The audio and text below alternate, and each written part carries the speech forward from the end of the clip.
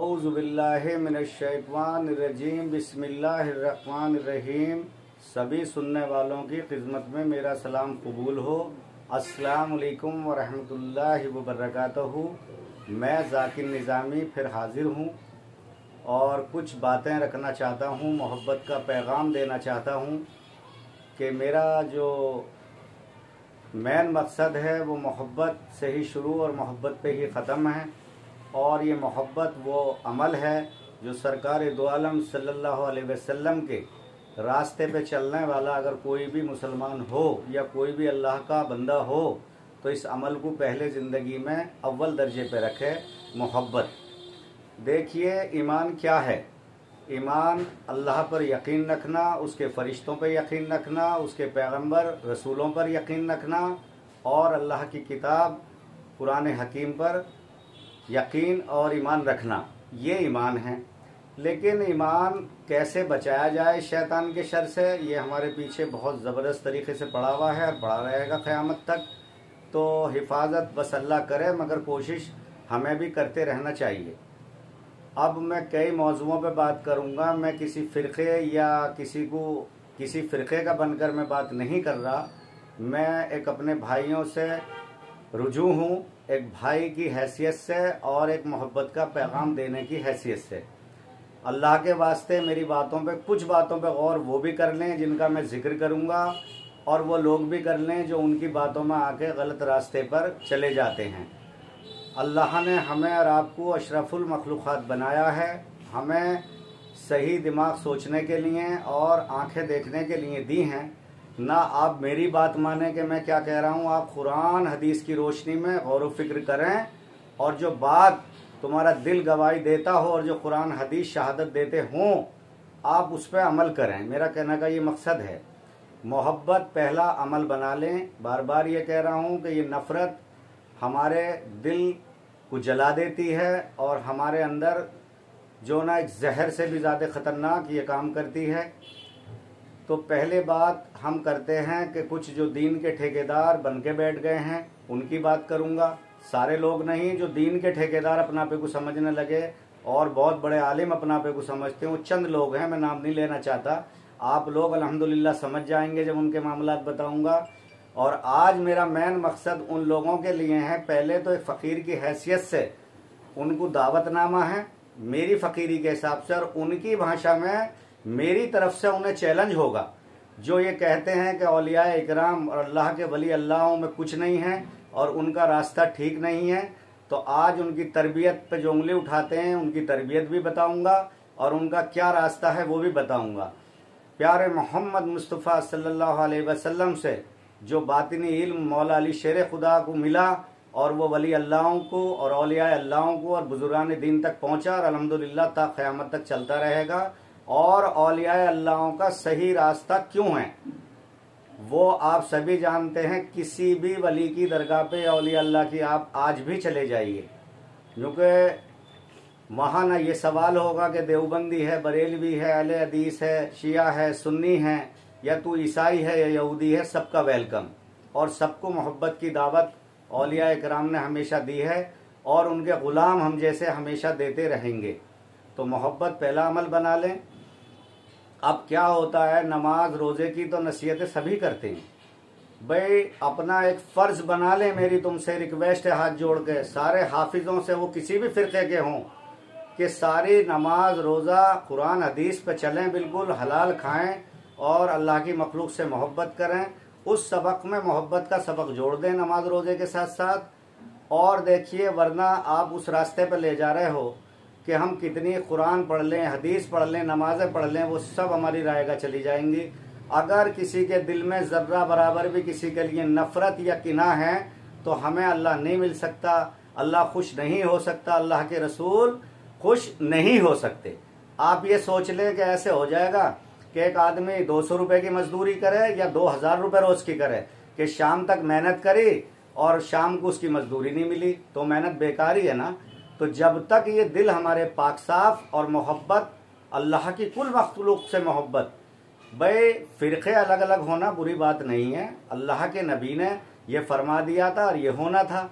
अब वो 72 हों या 73 हों अल्लाह जाने, लेकिन इसे यूं करके आप जरा सा गौर व फिक्र कर लें कि अगर किसी बाप के 4 बेटे हों, अगर उनके दिलों में नफरत है, एक छत के नीचे भी रहेंगे तो वो एक दूसरे के खून के प्यासे हो जाएंगे। और अल्हम्दुलिल्लाह अगर उनके दिलों में मोहब्बत हुई, चारों के चारों भाई दुनिया के किसी कोने में रहे, मैं 4 की मिसाल दे रहा हूँ, मोहब्बत होगी तो बड़े ज़ौक शौक से मिलेंगे। तो इस मोहब्बत को ख़त्म ना होने दें, कोई किसी भी फ़िरक़े का हो, हर एक इंसान ये मकसद बना ले कि हाँ मुझे मोहब्बत का पैगाम देना। अब बात करते हैं कुछ ठेकेदारों की जो औलिया अल्लाह पे भी उंगली उठाते हैं और बड़ी चालाकी के साथ लोगों का माइंड घुमाने के लिए और अल्लाह माफ़ करे उन्हें दूसरे रास्ते पे ले जाने के लिए ऐसे कुरान हदीस का हवाला दे के पेश करेंगे कि आदमी इस जद्दोजहद में पड़ जाता है कि मैं किसकी मानूं। सारे ही तो कुरान और हदीस और अल्लाह रसूल की बात करते हैं और इत्तफाक इनमें आपस में भी नहीं है। दूसरे वाले क्या हमारे बीच आएंगे, भाई क्या असर जाएगा इस बात का कि इनमें मैं जाऊं तो किस तरफ जाऊं, ये तो आपस में ही लड़ रहे हैं। तो भैया इस पर गौर व फिक्र करें अल्लाह के वास्ते। अब मैं बात उन साहब की करता हूं कि कैसे शिरक करते हैं और कैसे लोगों के दिमाग घुमाते हैं। अल्लाह के वास्ते मेरी बातों पे गौर जरूर कर लेना, मानना या मत मानना। एक साहब हैं हमारे बीच, वो कहते हैं कि किताबों का खुदा और अरबाबों का खुदा और। मैं उन्हीं से शुरुआत करता हूं, आप अल्हम्दुलिल्लाह समझ जाएंगे। तो भाई मैं उनसे भी ये कहना चाहता हूं, हाथ जोड़ के कह रहा हूं, मैं फ़कीर हूं तो मैं किसी को भैया धमकी तो नहीं दे सकता और ना मेरे हाथ में कुछ है, अल्लाह के हाथ में सारे फैसले। भैया ना अब तुम्हारी ये बात कहते ही कि किताबों का खुदा और बाबों का खुदा और, आपकी सोच में खुद 2 खुदा बना लिए तुमने। कितना बड़ा शिर्क कर दिया, कितना बड़ा गुनाह कर दिया तुमने। ये सोच है तुम्हारे दिल में, जब ही तो आपने ये फैसला ले लिया और कह दिया कि किताबों का खुदा और बाबों का खुदा और।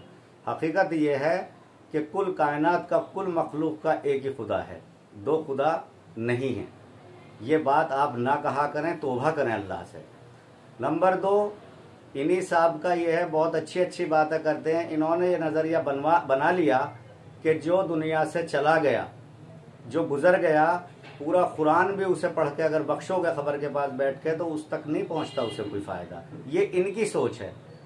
अब हमारी नज़र में तो कुछ भी नहीं है जाने वाली बात।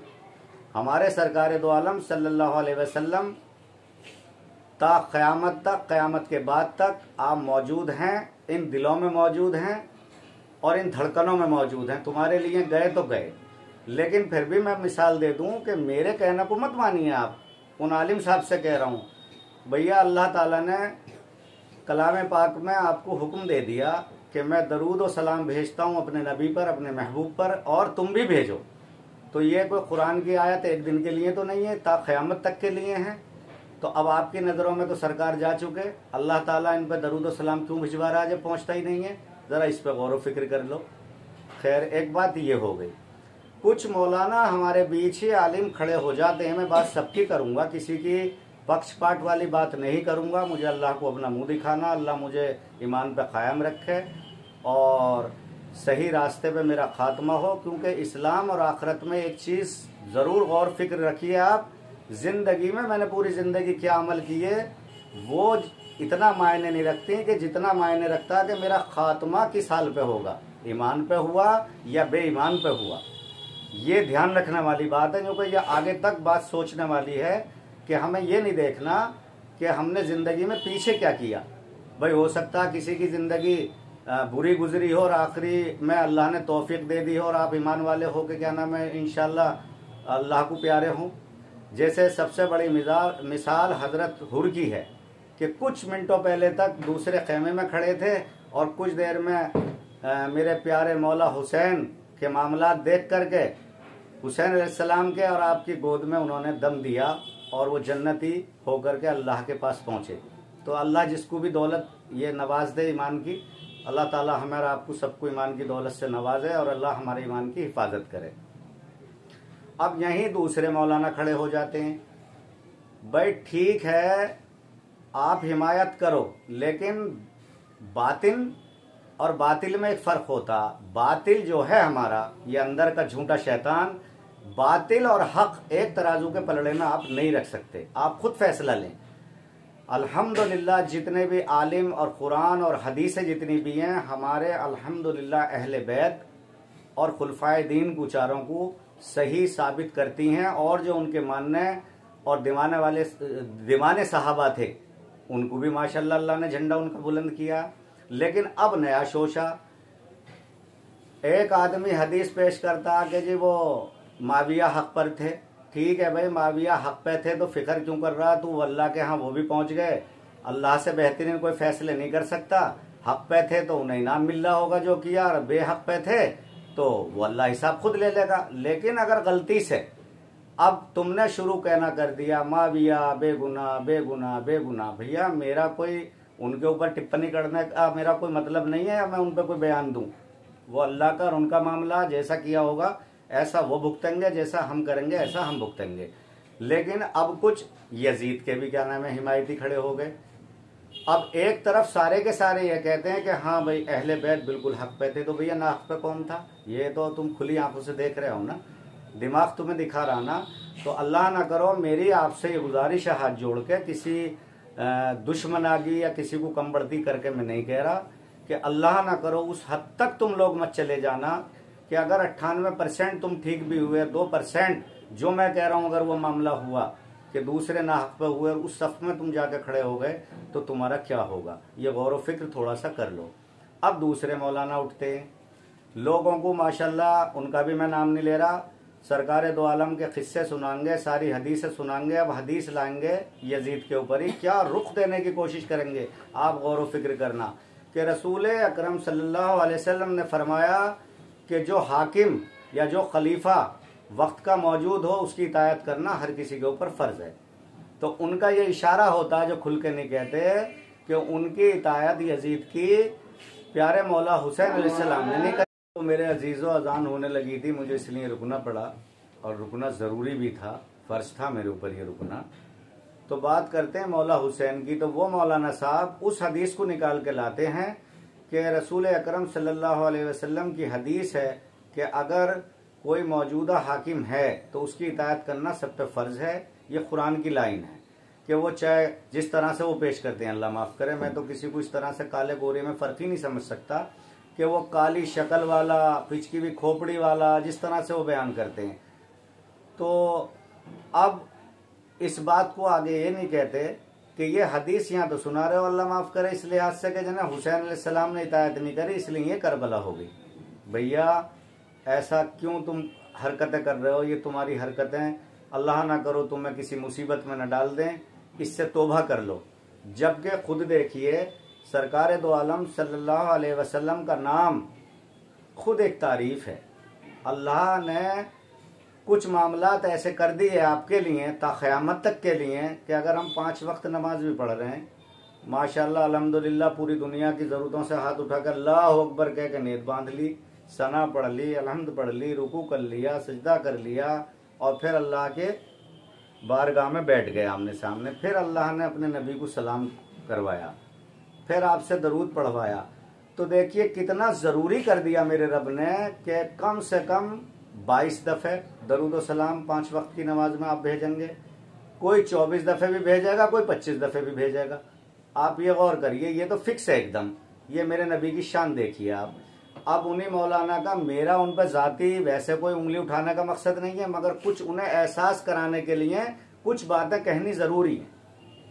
अब उन्हीं सरकार दो आलम सल्लल्लाहु अलैहि वसल्लम के जिनके आप उम्मती हैं, और उन पर ही आगे जाके आप उनकी अजमत को घटाने के लिए, जबकि घटेगी नहीं तुम्हारे घटाने से, आप मिसाल देते हैं कि भाई सरकार दो आलम ने ऐसे इशारा किया अल्लाह के रसूल ने, और चांद के 2 टुकड़े हो गए। उन्होंने थोड़ी किए, अल्लाह ने कर दिए वो तो चांद के 2 टुकड़े।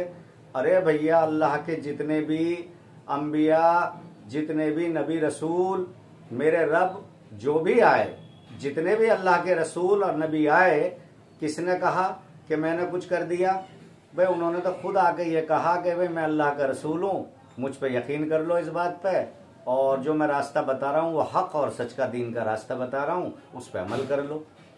तो भैया ये तुम्हें क्या जताने की ज़रूरत है भैया, कि तुम ही बताओगे कि अल्लाह के हुक्म के बगैर दे तो सभी जाने, मगर अल्लाह की वो देखो उन पे इनायत, मेहरबानी और करम अपने महबूब पे के इशारा महबूब ने किया और टुकड़े अल्लाह ने कर दिए चांद के।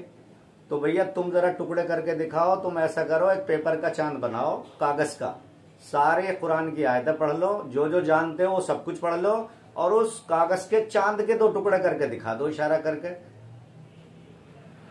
अल्लाह अल्लाह है, रसूल अकरम सल्लल्लाहु अलैहि वसल्लम उसके महबूब सच्चे रसूल हैं, उनकी बहुत बड़ी अल्लाह ने ताकत बख्शी है और उनका कोई सानी नहीं है। अल्लाह के बाद मोहम्मद मुस्तफ़ा सल्लल्लाहु अलैहि वसल्लम का रुतबा सबसे बड़ा रुतबा है, नबियों में भी सबके सरदार हैं आप। अब ये बात हो गई, आप उन्हीं की एक सुन्नत पे देखिए अमल करते हैं, अल्हम्दुलिल्लाह। हालांकि आप ना शरीयत से गलत कर रहे और न मेरा कोई निजी मामला तुम्हें कहने का मुझे कोई हक भी नहीं है।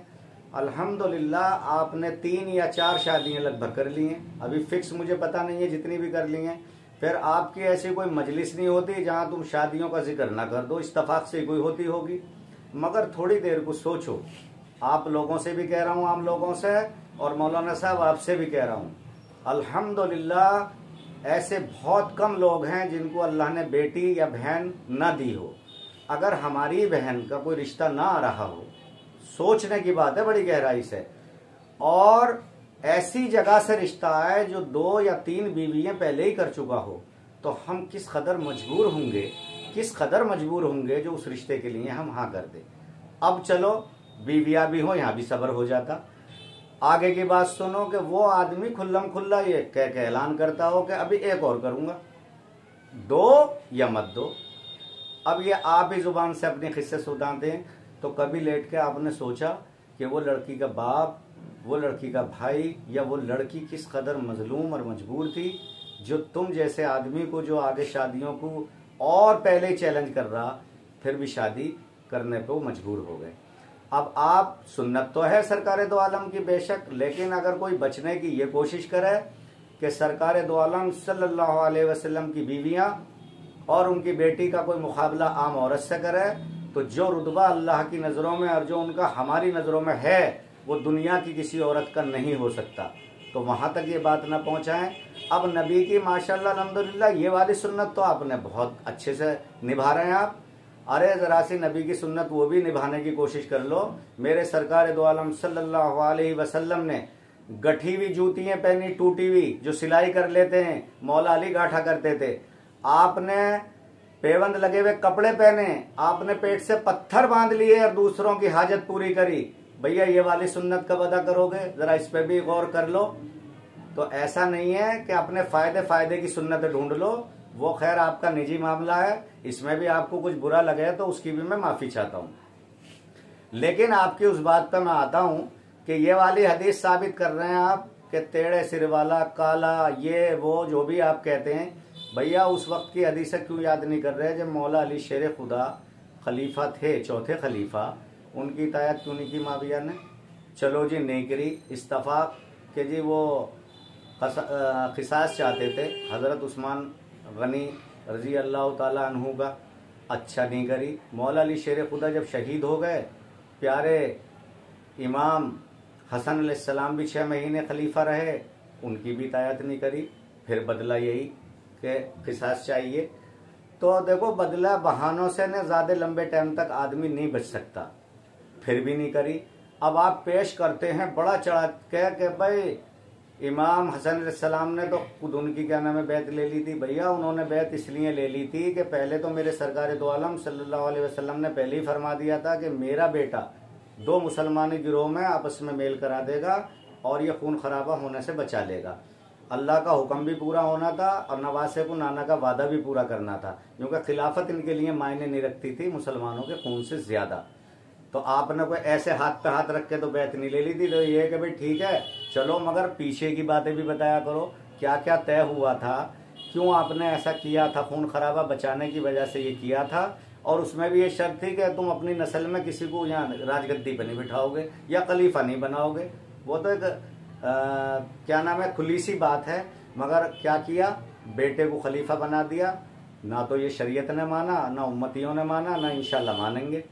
लेकिन मैं आपके उससे कहता हूं कि अगर मौला अली के घराने पर आप गौर करोगे, रसूल अकरम सल्लल्लाहु अलैहि वसल्लम की हदीसों पर गौर करोगे कि ए लोगों, कलाम इलाही और अहले बैत को मजबूती से पकड़े रखना। भैया क्या कर रहे हो तुम, मेरे मौला का घराना तो देखो, आप खुद शहीद हुए, जिनके बेटे शहीद हुए, जिनके पोते शहीद हुए, जिनके भतीजे और भाई शहीद हुए, अरे वो कुर्बानी दुनिया में कौन देगा, कोई नहीं दे सकता।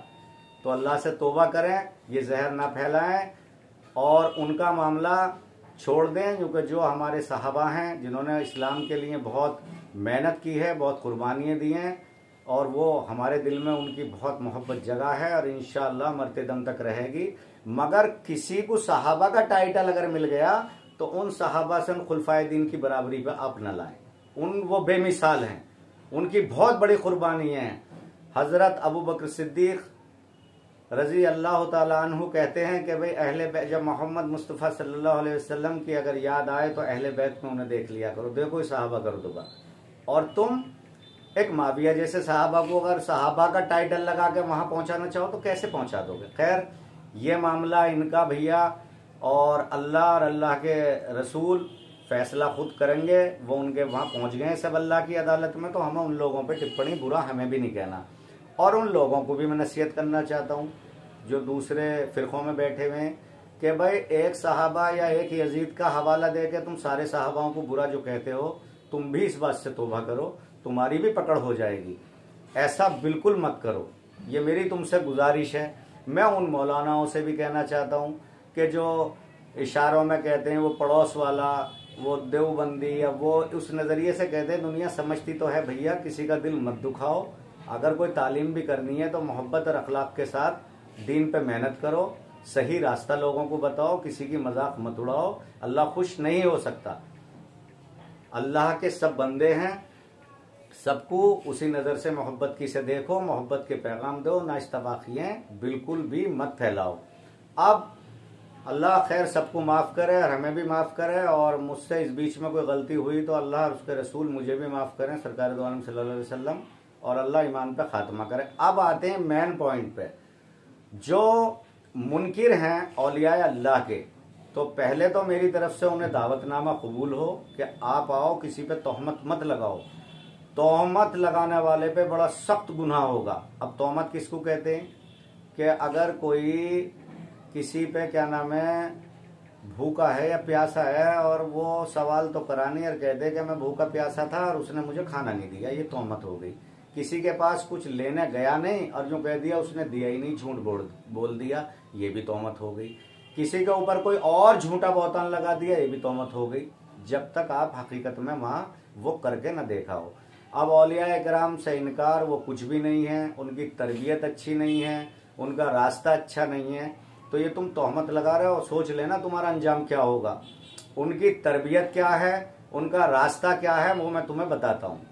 लेकिन आपने क्या करना शुरू कर दिया, अरे औलिया अल्लाह इतनी मेहनत करते हैं अल्लाह का ही नाम पकड़ के और अल्लाह के रसूल का, कि जैसे एक मोहाल की मक्की शहद जोड़ती है, वो ऐसे अल्लाह उन्हें पावर देता और पूरी दुनिया उसका फैज उठाती है। जैसे मोहाल की मक्कियां शहद जोड़ती हैं और फैज अल्लाह की जो ना बंदे सारे उठाते हैं उस शहद से। तो अब उनकी सोबत में तुम जाते, उनके रास्ते पे चल के देखते, तब उनकी तरबियत पे उंगली उठाते कि ये शिरक है इनकी तरबियत में और ये ऐसा गलत कर रहे हैं।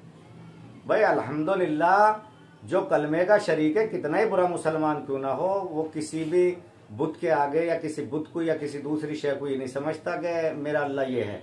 कितना ही बुरा मुसलमान क्यों ना हो, वो अपने अल्लाह को अल्लाह मानता है और जानता, और सरकार दो आलम को अपने नबी रसूल सच्चे पैगंबर अल्लाह के उन्हें मानता है और अपना पे को उनका उम्मत ही मानता।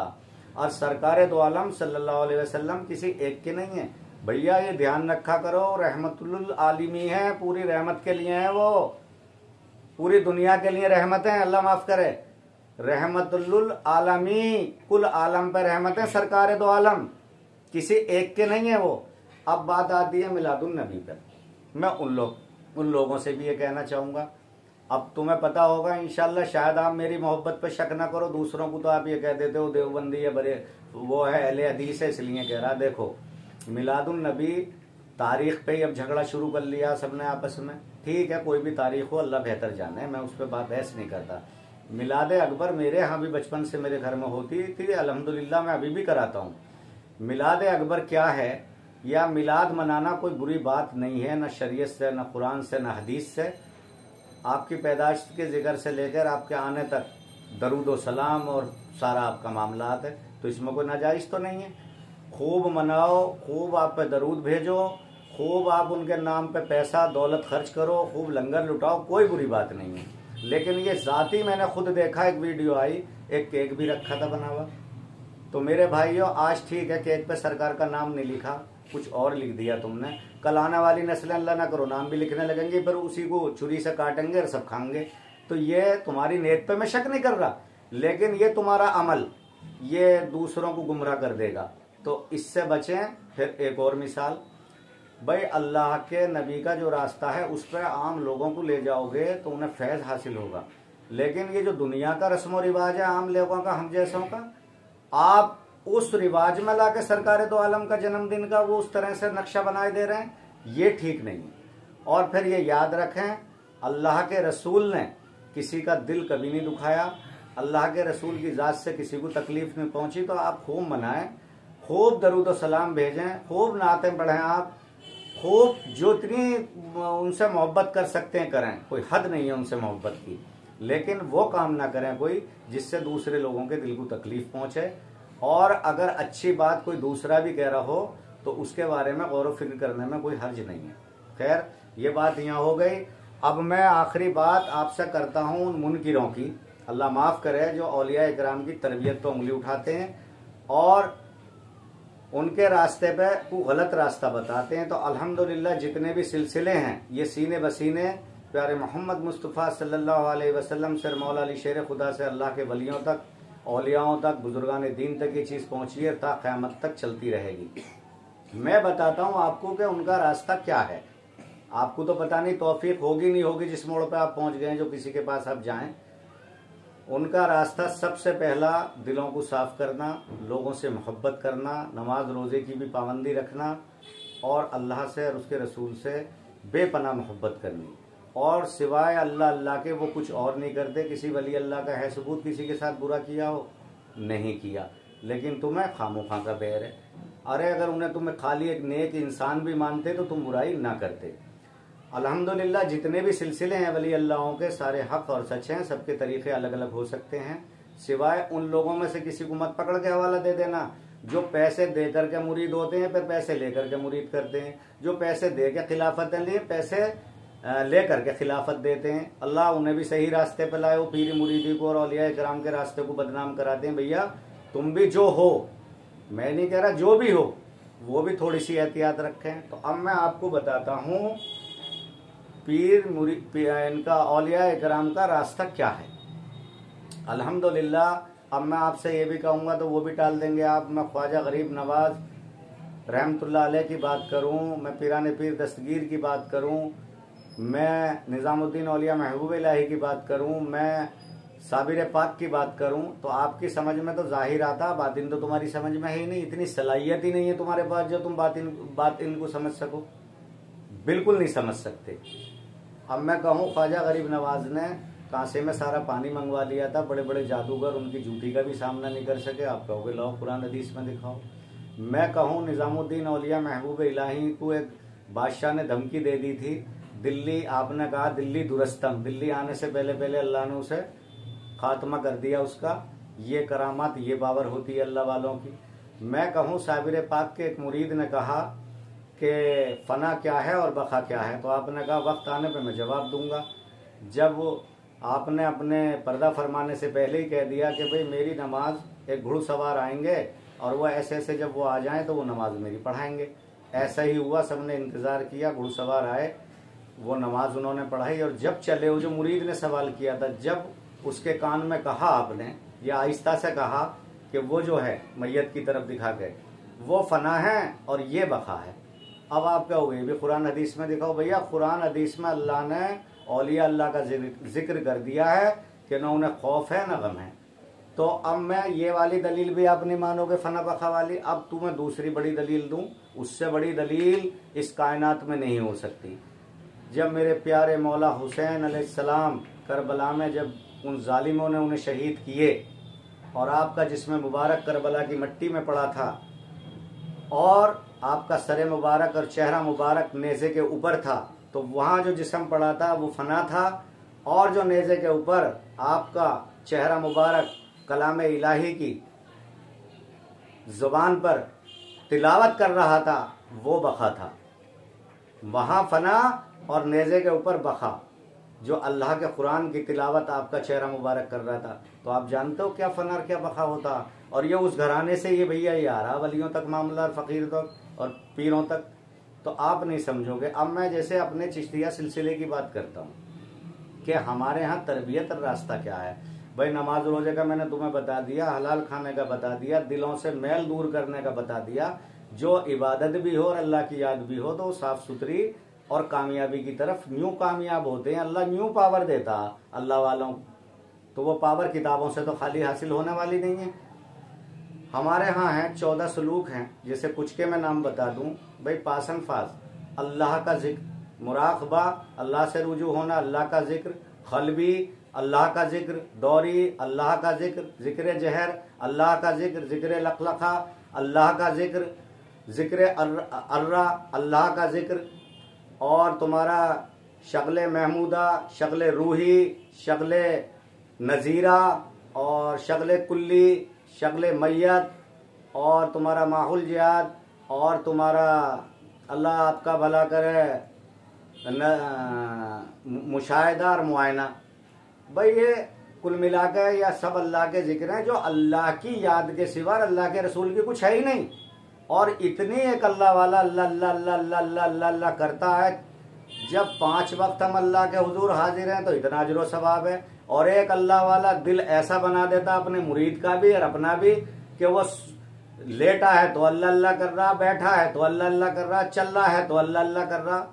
तो इस अल्लाह के नाम की बरकत से ये हमारा बातिल मिट जाता है और जाहिर हमारा जाग जाता है, और वो नूर अल्लाह का पैदा होता, फिर अल्लाह पावर देता। अब आपको इनकार है तो हुआ करो। अब मैं तुम्हें चैलेंज करता हूं, यह है औलिया अल्लाह की तरबियत और रास्ता। जो मैंने बताया, हर एक जिक्र और शक्ल में अल्लाह ही अल्लाह का जिक्र है।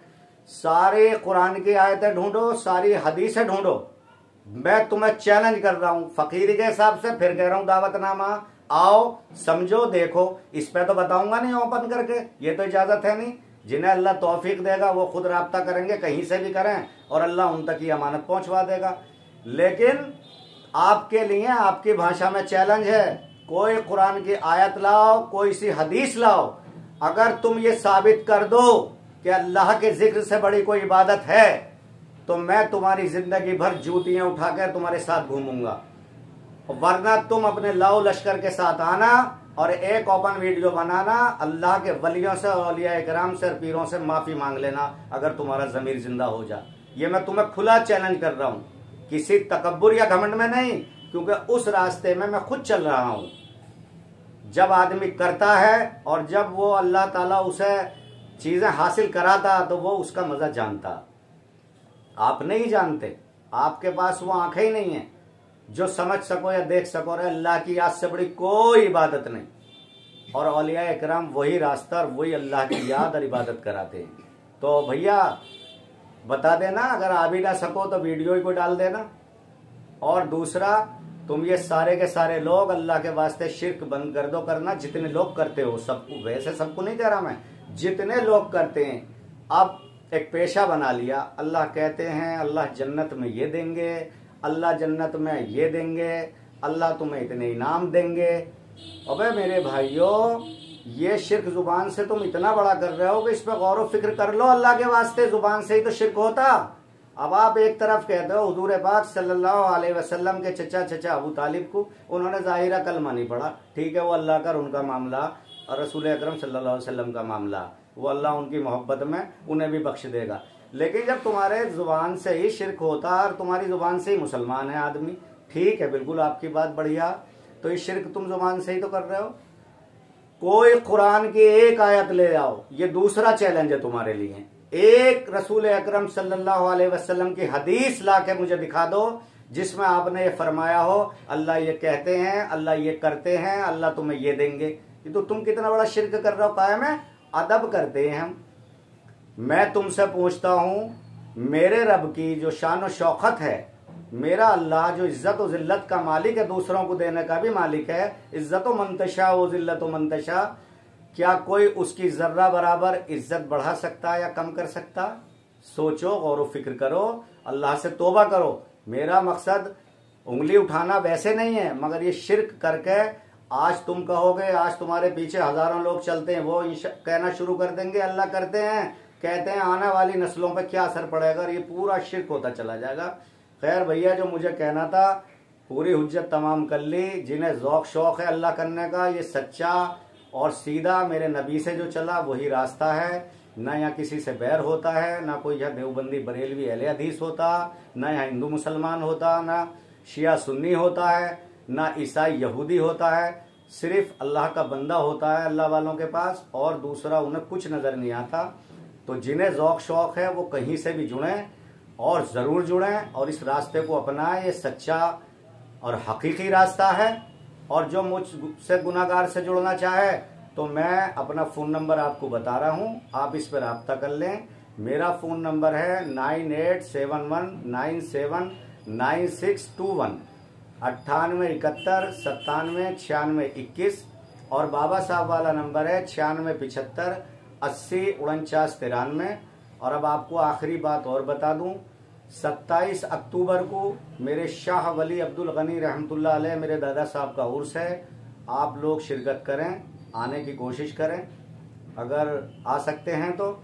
और 6 जनवरी 2022 में अब्दुल रऊफ सज्जादा नशीन रहमतुल्लाह अलैह मेरे वालिद का उर्स मुबारक होगा। अगर अब भी ना आ सकें तो आप उसमें शिरकत करें।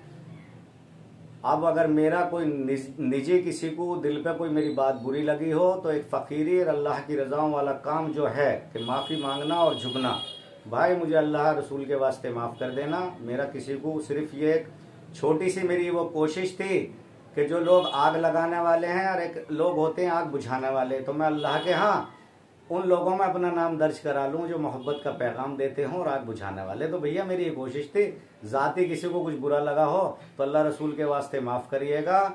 अस्सलाम वालेकुम व रहमतुल्लाहि व बरकातहू। अल्लाह हाफिज़।